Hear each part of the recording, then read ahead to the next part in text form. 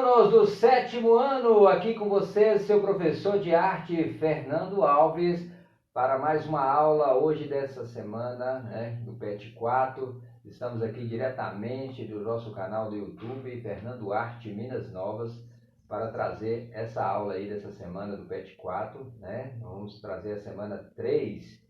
Ok? Enquanto isso, galera, eu queria pedir vocês para se inscrever no nosso canal, tá ok? Dar aquele like lá, valorizar nossas aulas, ativar o sininho para receber as nossas notificações das nossas atividades durante o PET 4 e também trazer as informações para vocês aqui sobre a questão das atividades dessa semana, Então, nós vamos estar postando no grupo, além da aula, o PDF, o formulário para vocês enviarem as atividades. Não pode esquecer de enviar as atividades do PET 3 e 4, PET 2 e 3 e também do 4 para a gente poder estar corrigindo futuramente, tá bom? Então é importante que vocês façam isso. Resolva no caderno as atividades ou na apostila, depois entra lá no link que eu vou disponibilizar no grupo para vocês e envie as atividades. Não esqueça de assistir a aula. O importante é assistir a aula e ver todos os conteúdos, o conteúdo aí, assistir as explicações do professor e compreender a matéria, porque o difícil é a matéria, gente, porque o exercício não é tão difícil, escrever, fazer o exercício com base na apostila é muito tranquilo, mas o importante aqui é vocês saírem com uma formação, entender e compreender aquilo. Então as aulas, de videoaula justamente para facilitar isso para vocês aí, durante esse período que vocês estão em casa, tá bom? Então vamos lá, aqui vou pegar só uma canetinha aqui para a gente poder estar acompanhando vocês aí na aula, tá bom? Então vamos lá. Então aqui nós estamos aqui, semana 3, Então para a gente estar explicando para vocês, a gente vai estar falando hoje aí nessa semana sobre a música renascentista, que nós falamos sobre o que é o Renascimento na aula passada, tá bom? O movimento aí surgiu aí em 1500, Século XIV. E falamos também da história da arte também no início, como que a arte surgiu, lá da pré-história. E hoje nós vamos trazer na página 94 aí da apostila para vocês resolverem essas características. Então esse período todo a gente está falando sobre o Renascimento, que foi um período da história que foi ali entre 1500 a 1600,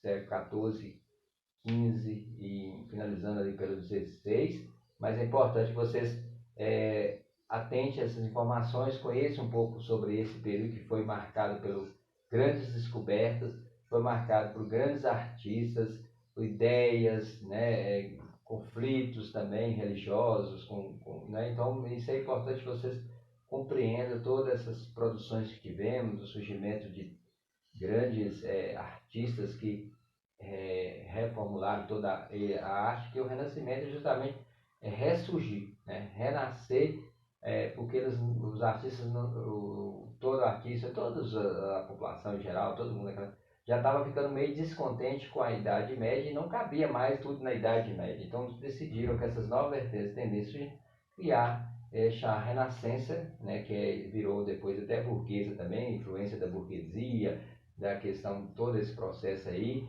Vamos falar também das descobertas marítimas também, é importante a gente compreender. Aí surge a descoberta do Brasil também, aqui a descoberta das Américas, Então é importante a gente estar falando sobre esse período que marcou a época aí na história, em todos os conteúdos.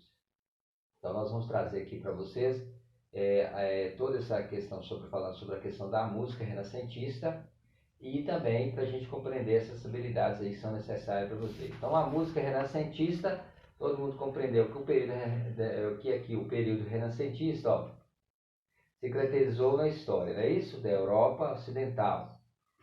Sobretudo por novo interesse ao saber e à cultura, porque naquela época os artistas já tinham inquietação e buscavam outras formas de representar aquilo que eles viam, particularmente aí, muitas ideias ideias dos antigos gregos e romanos, ok? Porque eles valorizavam muitas grandes conquistas, esses valores, todos os artistas, e aí esse período foi marcado por essas grandes descobertas e explorações, Igual Vasco da Gama, Colombo, Cabral e outros exploradores que estavam viajando através do mar e descobriram várias terras, que fizeram aí grandes explorações, né, marítimas, trazendo os itens dessas terras para a Europa, como ouro, como madeira e outros mais, né? A sua história vai explicar isso muito bem quando ela estiver dando aula de história, mas nós vamos falar só da arte, né? Também o que balançava também era a ciência e a astronomia. Então esses conteúdos, igual física moderna, essas coisas já vão começar a aparecer mesmo com o controle todo ali da igreja naquela época, né?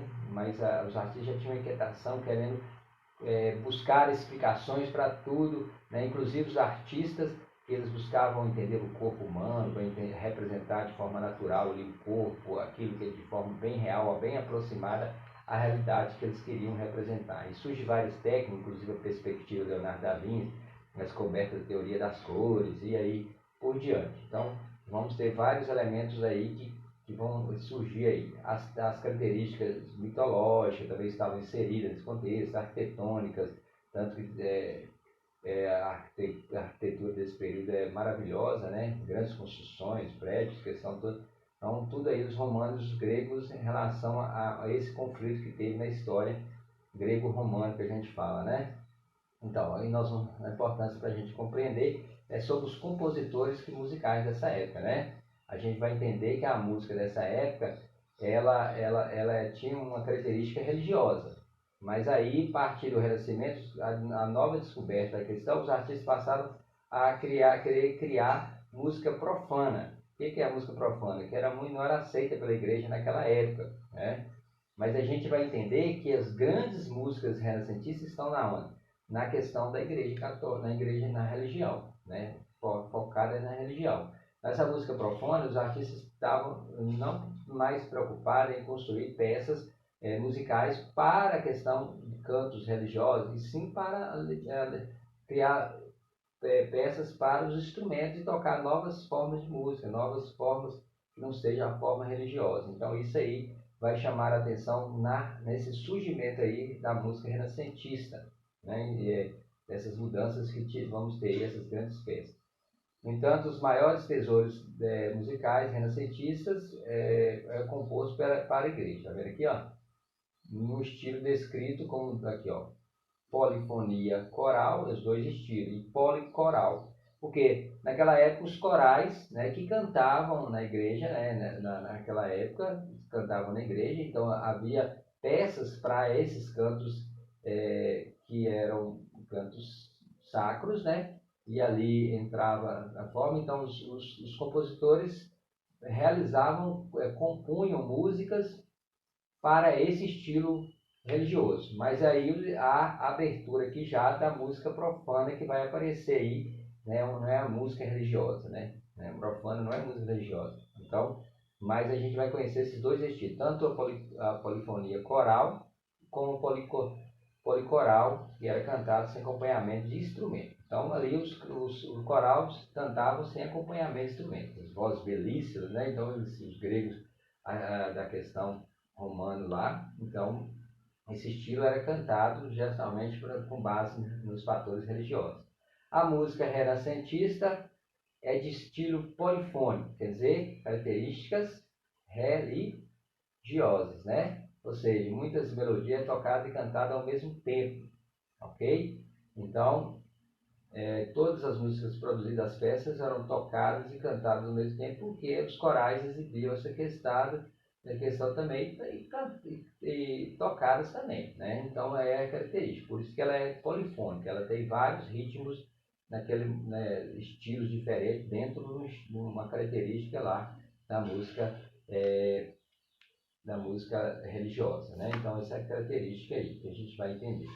Aqui aparece a questão da música, né? Na Basílica de São Marcos, em Veneza, havia grandes órgãos. O que é um órgão, gente? É um instrumento enorme, é produzido pelo ar, né?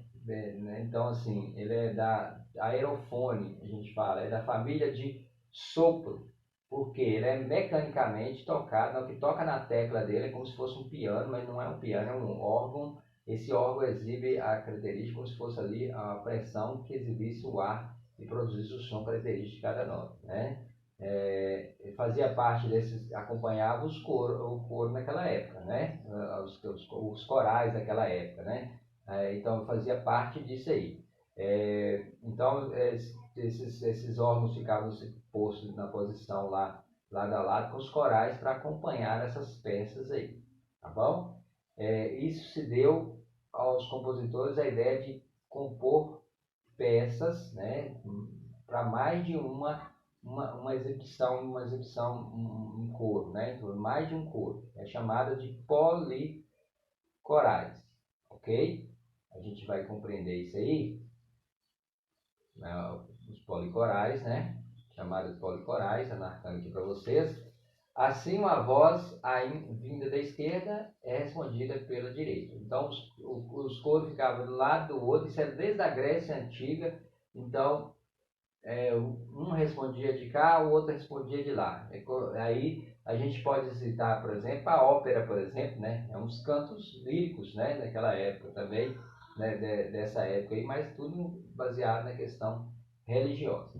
Algumas peças mais impressionantes são de Giovanna Gabriele, que escreveu para mais 2 ou 3 ou 4 grupos, né? E aí vocês vão acompanhar os corais. Então os corais ficavam 3, 4 corais numa exibição de uma peça lá sacra. Então isso aí era exibido, essa característica aí, e é importante a gente compreender isso, né? Que tem as policorais. Então a gente poder, polifônica é um, e policorais são mais de um coral que tem, quer dizer, a gente tem que entender a separação. Polifônica, uma peça cantada ao mesmo tempo, né? E policorais são mais de uma peça, né? Já poli vem de mais de uma, que é exibida aí por vários corais ao mesmo tempo. Então, muitos artistas ficaram conhecidos essa característica aí. E aqui, marcar aqui para vocês os motetos, que eram peças escritas para no mínimo 4 vozes, né? Cantados geralmente nas igrejas, ok? Os motetos. 4 vozes, viu, galera? O coral. E aqui os madrigais, que não tinha refrão, né? Eram canções populares escritas para várias vozes e que caracterizavam-se por não ter refrão. De grande sucesso na Inglaterra, no século XVI, passaram a ser cantadas em lares, né, nas casas das famílias, que eram apaixonados por música e usavam vários instrumentos que a gente vai falar daqui a pouquinho para vocês. Olha aqui, a música instrumental. Então a música instrumental também avançou nesse processo no século XVI.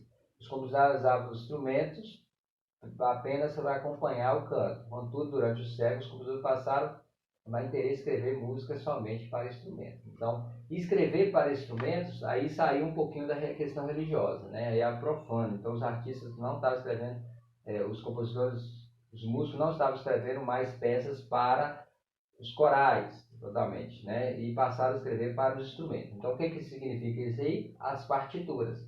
Então, as partituras, os artistas começaram a escrever lá as músicas, os símbolos da música para ser tocado. Não é muita preocupação com o estilo de uma orquestra, não, mas ocupava ali vários músicos que tocavam com os instrumentos daquela época, que a gente também vai estar retratando para vocês aqui.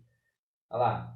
Em muitos lares, além da flauta, né, também as pessoas aprendiam, era um gosto, né, naquela era renascentista, a gostar de instrumentos também, né, os alaúdes, as violas, havia também instrumentos de teclado, né, esse teclado aqui, gente, não é um teclado que a gente conhece hoje, não, é um teclado daquela época, ele é parecendo um órgão também, a questão a ar, né, sopro, mas de pequeno, eram pequenos, muito pequenos.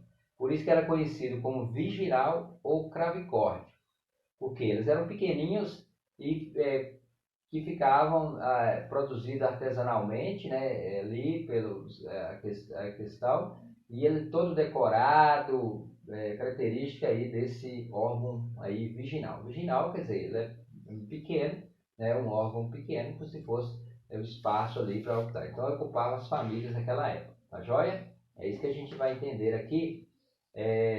As peças, ele escreveu para as peças virginal. No Renascimento, surge aí os primeiros álbuns de música só para os instrumentos de teclado, ok? Então vocês vão ficar atentos aí, esse teclado não é o teclado que vocês conhecem hoje, é o órgão daquela época, os órgãos daquela época musicais, que eram de questão de sopro, os órgãos virginais que a gente conhece, tá bom?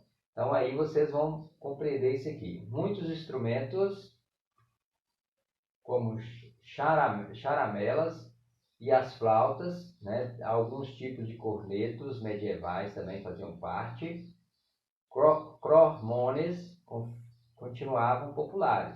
Outros, como o laúde, sofreram aperfeiçoamento. A laúde é uma cabaça, parece uma cabaça, para virar, questão que os instrumentos eram de corda também. Então tinha algumas características aí. Nós temos vários compositores dessa época, ok? A gente vai estar falando compositores renascentistas. William Brecht, Palestrina, Cláudio Monteverdi, que a gente vai falar dele daqui a pouco, foi um dos importantes aí na questão da música renascentista. Joaquim de Perez, Giovanni Cabelli, Cláudio Monteverdi. Nós vamos estar falando todos aqui para vocês compreenderem essa importância de cada tempo e espaço. Então vamos lá, vamos falar do Monteverdi. Então Monteverdi era o quê? Aqui eu trouxe um pouquinho da história dele. Regente do coro da Brasília de São Marco, em Veneza. No entanto, Monteverdi foi um antitradicionalista. Por que ele foi um antitradicionalista? Ao invés de continuar com as tradições da música polifônica, religiosa, tornou-se um inovador, empregando acompanhamentos instrumentais dissonância, que é a característica do som, e cromatismo, né? Então, esse artista, ele rompe ali um pouquinho com toda aquela rigidez da música e traz a inovação para construir as peças para os instrumentos, né? Isso aí que ficou claro aí. De 1591 a 1612, esteve serviço da corte de Mantuá como violonista, cantor e mestre de câmara. O que é câmara? Aquelas pequenas orquestras que vão formando alguns instrumentos, né? E de capela também, né? Tocando ali, fazendo individualmente, né? Capela é uma coisa, uma pessoa faz a capela, então ali tocando sem acompanhar instrumentos, questão toda e cantando, né? Em 1613 foi nomeado mestre da capela de São Marcos, Veneza, cidade onde passou a morar. Viúvo, tendo perdido seus 2 filhos para a peste, né? Que naquela época tinha muitas doenças que ainda não era descoberta, né? Então aí ainda não aceitava, a religião não aceitava a ciência como fundamento ainda, mas já havia um questionamento, né? Isso foi importante, esse movimento, para surgir aí o humanismo mais tarde, o iluminismo, então todos lutando pela liberdade de expressão, então isso aí vai entender essa questão. Ordenou-se em 1632 para a Catedral de São Marcos, para as festas da cidade, ok? Foi também um professor famoso e teve inúmeros alunos, como Roveta, Schultz, Cavacli, entre outros. E aqui Monteverdi escreveu obras religiosas, são algumas, madrigais, espirituais, né, que não tinha as madrigais. Você lembra que eram cantos que não precisavam ter característica lá de refrão, né, não tinha refrão, ok? Então são várias obras deles, a gente vai ler porque não vai demorar muito, né? Então aqui, Orfeu foi considerada a primeira grande ópera da história da música produzida pelo Monteverdi, a Orfeu de Monteverdi, né? E o Orfeu era compunha ali com mais de 40 músicos escolhidos por Monteverdi. Monteverdi, essa imagem aqui, ó, ele aqui, ó, tá vendo? Esse artista aí músico foi importantíssimo na história renascentista. Aqui a gente vai colocar que Monteverdi, a partitura seguinte lista de instrumentos, que ele fez 2 cravos, 2 violas contrabaixos, grupos de 10 cordas, violino, viola e violoncelos, uma harpa dupla, 2 violinos pequenos, 2 alaúdes abaixo, 2 órgãos pequenos com tubos de madeira, 3 violas abaixo, 4 trombones, órgão com tipo regal, 2 cornetas, aí ele vem uma flauta pequena, um clarino, trompete agudo e 3 trompetes brandos. Então ele foi o primeiro a polifonar ali a questão de uma orquestra, mas sem muito assim pensar, tem que ser esse segmento, tem que ter tanto tambores, tem que ter essa questão. não havia necessidade, naquela época não tinha essa organização ainda, né, da música ainda.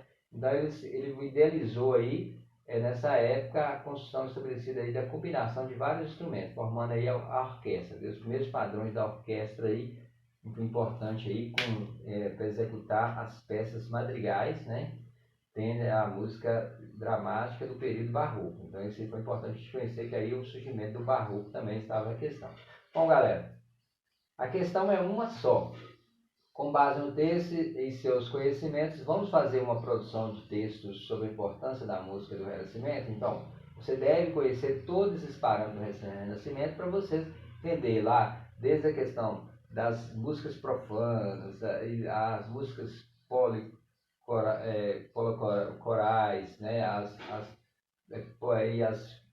que tinham um coral só e tal, os madrigais, né? Então, toda essa questão tem que compreender aí os matetos, a questão toda, a exibição da música, os instrumentos que surgiram nessa época, para vocês contar aí, tendo como esse período os avanços aí na arte, na ciência e na vida cotidiana. Então, é importante a gente compreender isso aí. Teve as primeiras descobertas na Vinci, estudando os corpos, para ver os volumes, como que o corpo era formado, os traços, para representar isso aí bem de forma natural. Teve a descoberta do Galileu Galilei mais tarde, com a questão da física, rompendo lá com a filosofia. Então, isso é importante. O surgimento do barroco vai impulsionar essa característica aí, né? Então, isso aí é importante. Então, vocês vão, lá no formulário, vocês vão marcar para mim se vocês fez essa questão. Então, eu não vou pedir para vocês mandarem a foto do texto.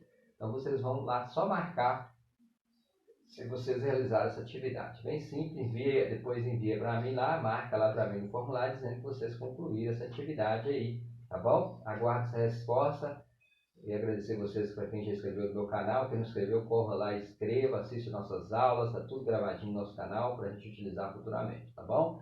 Bons estudos aí, até a próxima aula.